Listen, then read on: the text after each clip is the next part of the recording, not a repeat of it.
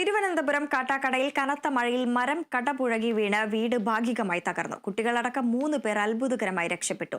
കാട്ടാക്കട ഊരുട്ടമ്പലം സ്വദേശി രശ്മിയുടെ വീടാണ് റബ്ബർ മരം കടപുഴകി വീണ് ഭാഗികമായി തകർന്നത്.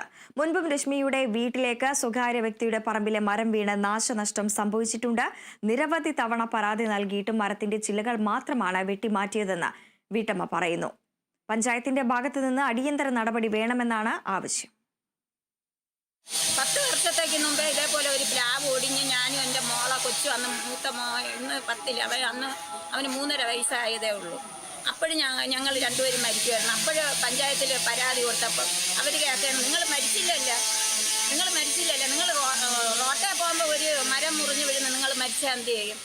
ആ മരത്തിന് കുഴപ്പമില്ല, അവർ ഇത് അരങ്ങിത്തരും. അങ്ങനെ അരങ്ങി ഇത്രയും നാൾ അരങ്ങിയാണ് വിട്ടത്.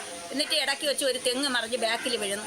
അത് അന്ന് കക്കൂസിൻ്റെ കുറേ ചെവിരി ഇടിഞ്ഞു പോയി. ഞങ്ങൾ കെട്ടിയെടുത്ത് ഒരു പരാതിക്കും പരാതി കൊടുത്തിട്ട് കാര്യമില്ല. പഞ്ചായത്തുകാർ ഒന്നും അവരെ കൊണ്ട് ചെയ്യാൻ നിവർത്തിയില്ല. അവർ കേൾക്കും, നിങ്ങൾ എന്തിനാണ് വയലിൽ വീട് വെച്ചതെന്ന്. ഞങ്ങൾക്ക് വയലിൽ വീട് വെച്ചെന്നും പറഞ്ഞ് ഒരു വെള്ളം കുടിക്കാൻ പോലും ഞങ്ങൾക്ക് ഒരു ഇതുമില്ല. നല്ല വെള്ളമാണ് കിട്ടണത്, ആരെ കൊണ്ടും ഒരു ശല്യമില്ല. ഈ വാങ്ങിച്ച നാൾ തൊട്ട് ഈ രാമൻകുട്ടി നായരെ കൊണ്ടും അയാളെ 2 ആമക്കളെ കൊണ്ടുമാണ് ഞങ്ങൾക്ക് ശല്യം.